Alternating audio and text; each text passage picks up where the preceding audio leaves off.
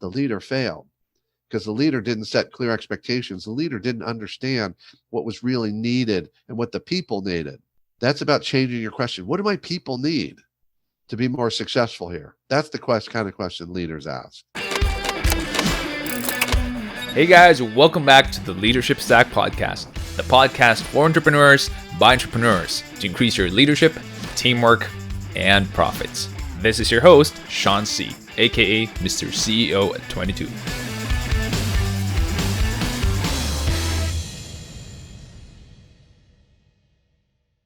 But probably one of the biggest lessons in all of that is that, yes, we learn from our failures, but only when we take responsibility for our role in those failures. If we don't do that, we don't learn anything.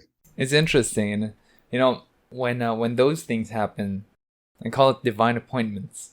So you can't explain it, but Steve Jobs said in his speech in Stanford before he passed away is, you can only connect the dots looking back. Right now, I think that's exactly what you have done, and you have such an amazing story, by the way. From lawyering to now being a consultant and a coach, and then starting businesses in between, experiencing failure and learning from that. And we're all learning from this. Now, I want to talk a little bit about the nitty-gritty. This is where we're going to get hands-on. I saw that your organization, the Nischwitz Group, you have 3 foundations of thinking. And I want to kind of peel off some of those things. Authenticity, accountability, and acceleration. What do these mean, and why is it so important to you? Yeah, when I created those, it was a while ago, and the meaning has become even more deep for me. And really, the acceleration, I believe, is the outcome of those 2, authenticity and accountability. I'm going to go in reverse order. I'm going to start with accountability. Accountability is I believe, a largely misunderstood concept. Everybody wants more of it, but they're not getting it because they're looking at it. I'll just use the word wrong. Because I constantly hear people in their companies saying, I just need to hold my people accountable. Everybody wants to hold their people accountable. They tell managers, you got to hold your people accountable. And I'm saying, no, actually, that's wrong. Because if you're holding people accountable, you're doing their job for them. What you need is to create a culture of what I call self-accountability. And what I've learned over the last 10 or 12 years is that everybody thinks they're incredibly accountable. And most of us are not accountable at all. Like, we're horrible at it, but we think because it feels good. So I'll say, I'm really accountable. And we keep having our finger pointing at other people. You need to be more accountable. And you know that saying, we all know it. If I point my finger at you, there's 3 fingers pointing back at me. And that's more true about accountability than anything I've ever seen, because I go into organizations and I remember vividly the first time this happened. It was years ago. I'm talking to this team of leaders. I mean, I got 15 people in the room and I'm talking about accountability. And most people are listening, but I'm watching the CEO and he's like rolling his eyes and almost scoffing. And at one point he stops me and he goes, well, this is good stuff, but I got to tell you, our organization is really great at accountability already. Now, if you tell me that, I know you're not, because no one tells you you're great at something unless you're not. I mean, we brag on the things we're not, frankly. That's what I've learned about leaders. And when he said this, I look around the room and I see all these heads go down. So after the session, I meet with everybody one-on-one and I ask all of them, I said, hey, tell me about accountability. I noticed some faces in there. And they all just go, oh my God, he's the worst at it. He's the most unaccountable person here, yet he thinks he's very accountable. And that's, this is why a lot of what I talk about is blind spots. Leaders need to understand they have blind spots, they have gaps, and that's what the work is about. And you can't work on your blind spots alone. It is impossible to work on your blind spots alone because we have a false sense of ourselves. You have to have outside help. Now, maybe that's a coach. I think that's one of the great jobs of a coach. That's what I do as a coach. I help leaders identify their blind spots and help them understand why they have them. And there's usually a reason, and help them get through them. Maybe it's having just advisors. Maybe it's just getting your team to give you feedback. But accountability is just atrocious, because accountability is the simplest thing on the planet. But because it's simple, it is challenging, because here's what accountability is about: integrity. And it's about changing just a couple of words in your business. This is the nitty gritty right here, Sean. If you want more acceleration, Start with accountability. And what that means is you're going to start using 2 words regularly: commitment or commit, and choices. Because what accountability is about is when I make a commitment to you, and I make a personal commitment to you. It's in the work context, but it's a personal commitment. Sean, I commit to get back to you about this issue by 3:00 tomorrow. I don't say I will get back to you. That sounds the same, but it's not. There's something about the word commit and commitment. We don't make many commitments in our life. Most of the time, the only people who use the word commitment are in relationship. I'm in a committed relationship. So we don't even use the word commit. And I go in front of audiences and I'll walk up to someone and say, hey, Sean, can you come to my office? I want to talk to you about a project. Okay. Or Sean, come into my office. I want to talk to you about a commitment on this project. How do they feel different? And they say, wow, the second one feels really more significant. I said, exactly. Your spine kind of went, oh, because you're going to listen carefully, because you're not going to make a commitment loosely. And what commitments do is now we're going to have a conversation about what that commitment looks like. You're not giving me orders. I'm not saying, Sean, you're not saying to me, go get this done by tomorrow. You're saying more like, hey, Jeff, when can you commit to have this done? Because when we make commitments, now our personal integrity is on the line, and most human beings will do whatever it takes to honor that commitment. But when we use commitment language, we have more open conversations. We have clearer expectations. We have agreed upon deadlines. And now I've made a commitment to you. I will honor that. And then the magic is if I don't, and it'll happen, we mess up. We overcommit. We have conflicting commitments. We have family commitments that we didn't see coming. What do we do then? And the key there is to help people own their choices. So the power question I offer to leaders is this. If someone's made a commitment, the question you ask, you don't ever go to someone and say, why didn't you get this done? You never say that, because that's the worst question on the planet. That's what we all do, though. We say, Sean, why didn't you get this done on time? And what that really is a statement that says, hey, can you give me every possible excuse you can think of? I ran out of time. I had some priorities. I didn't plan, blah, blah, blah, blah, blah, blah. Excuse. The power question is this. If you've made a commitment to me, Sean, what I will ask you if you don't honor it is, Sean, what did you choose to do instead of honoring this commitment? And I guarantee you in the beginning, your answer would be, well, I didn't choose anything. All this stuff happened. But the behavior will continue. It'll happen over and over unless people can understand that they did make choices. You know what? Maybe the choice was that I knew I probably couldn't do it, but I didn't push back with you and say I can't meet that deadline. I told you I could do something when I hadn't thought about it. I didn't start it in time. Someone else gave me something and I didn't challenge them and tell them I had this other commitment. Until people can honor and own their choices, the behavior won't change. So those are some of the foundations of accountability, man. And now if you just listen to that and say, imagine that everybody on your team consistently honors their commitments. They do what they say they're going to do when they're going to do it. And when they don't, they clearly understand what happened that kept them from doing it so they can change it in the future. There's acceleration right there, explosive acceleration. And so the authenticity piece comes down to the simple reality that the pillar of leadership is trust. Leadership requires trust. People follow people they trust. They may do some version of following orders, but that's not following the person. They follow someone they trust. Leaders need to build trust. Too many leaders think they have trust because they got the position, and that's a lie. That's not true at all. People trust people. And here's what people trust. People trust people that they know who they are. And that's why authenticity is so critical. I got to know who you are. And most importantly, I have to know that who you say you are is who you really are.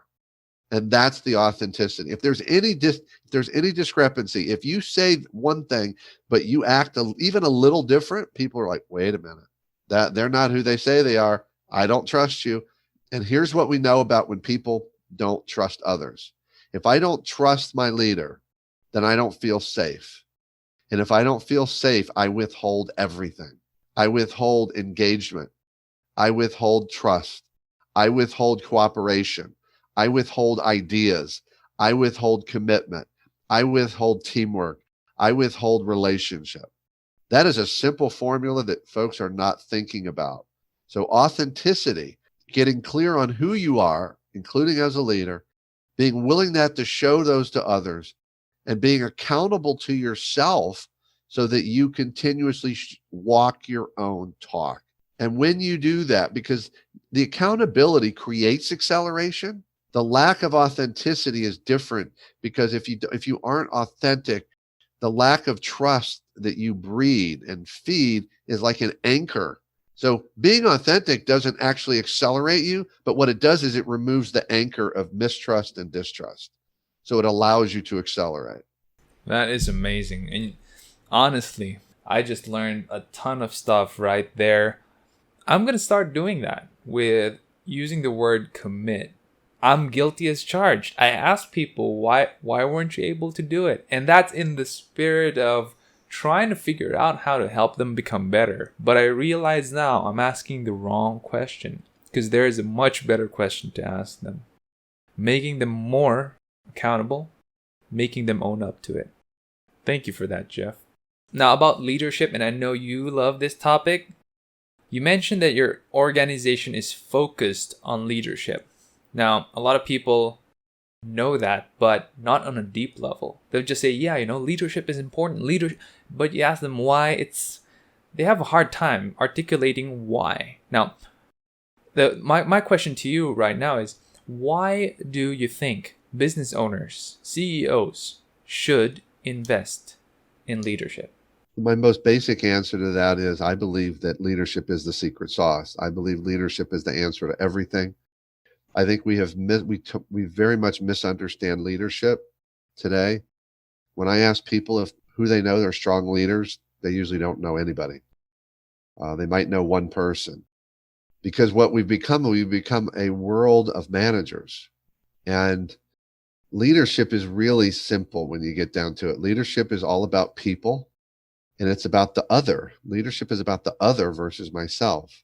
So many people are trapped into the idea that leadership is about position, and I think that's completely wrong. Yes, it's important for people in positions to exercise strong leadership, but everybody is a leader. I deeply believe that, because leadership is not a position. Leadership is not a title. My core belief is that I want to empower people to lead wherever they are, even if they don't have a position, even if they don't have permission to lead. Leadership is a choice we make in a moment. I call them leadership moments. Sean, you're the CEO of your business. You run, you're the head leader. But I know for a fact, I don't even have to look at your day, but I know on a given day, you don't lead much during a day. Most of the day, you're doing things that are not leadership. Now, yes, you're leading by example. If you're modeling accountability, doing what you say you're going to do, that's a form of leadership, an element. But most of your decisions all day are not leadership. And at a CEO level, I would hope a lot of it is leadership, but there's other stuff. You're just doing stuff. Someone says, well, I'm doing this really well, but that's not leadership, because leadership is how do I help make other people better? By you doing a great job on a project doesn't make other people better, except by setting an example of excellence. I get that, but that's a trap. How are we helping to grow people around us? How are we empowering people? And so I tell people now, when it comes to leadership, there's leadership moments every day. And let me give you a concrete example that happens in every organization. Meetings. We're terrible at meetings. I've not yet met a person in all my years that has said, I love our meetings. I feel so empowered by our meetings. I wish we had more meetings.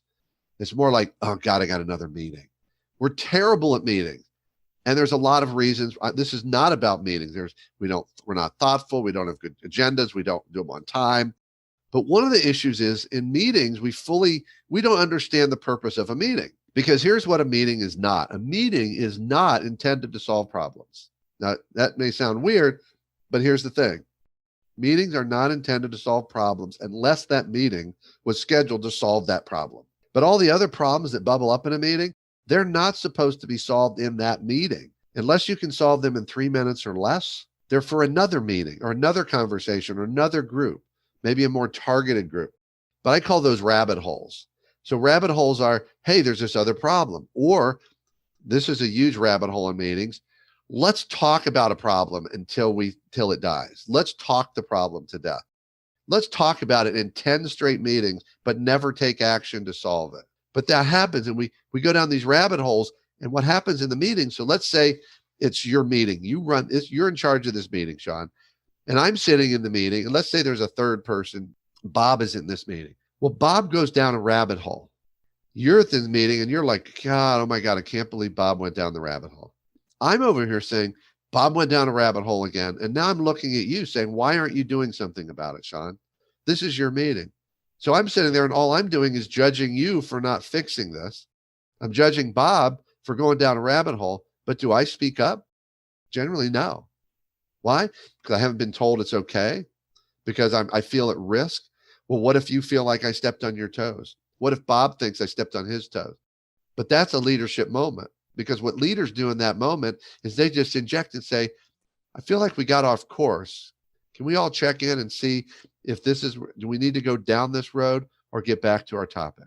When someone does that, that's where I pull them aside and say, outstanding job. Thank you for leading. Because that's what leadership is. Leaders speak up. Leaders step in. Leaders lean in. Leaders ask questions to help people learn and grow. So see, you can tell my voice, I'm getting amped up. Leadership is the answer. And the biggest problem we have is not only we're not even sure how to lead anymore, but we think we're leading when all we're doing is managing. And if people don't get better by being around you, then you're not leading. If you're not willing to give people high quality and high quantity feedback, then get out of the way and let someone else lead. Leadership is about growing your people, and with these people together, achieving great things. That's what leaders do. And they got to have trust to do it. We need to hear that. And, it's funny, I have an episode recorded in the Leadership Stack podcast where my guest, he mentioned that a lot of organizations, they say they need leaders, but what they really want is more managers. It's so ironic, but what we really need are real leaders moving the team. Because there is that side of leadership that you want to change things, and you're a visionary and you're disruptive. But there is also that part of leadership where you're just making people better, giving more value. Well, that's an interesting that you bring that up. And I'm glad you did, Sean, because this is a real shift for people. And I talk a lot about shifts. I call myself snow globe shaker and a leader of shift because I help people shift perspectives. And you mentioned the word vision. And if you go Google leadership, you're going to find tons of lists that say great leaders have vision. And I would say that's not true. What is true is that people who are senior leaders in positions of leadership, CEOs, presidents, they need to have vision in order to be an effective leader. But that is not limited. I know great leaders who don't have any vision because their role doesn't require it. They're just incredibly at what they do. They're a leader in that, and people trust them and follow them, and they empower people. They may not have vision, but we have this trap of when we think about leadership, we think about the top person. Well, that person needs vision and all these other things, but not everybody needs to have vision to be a great leader. They just have to have a mission.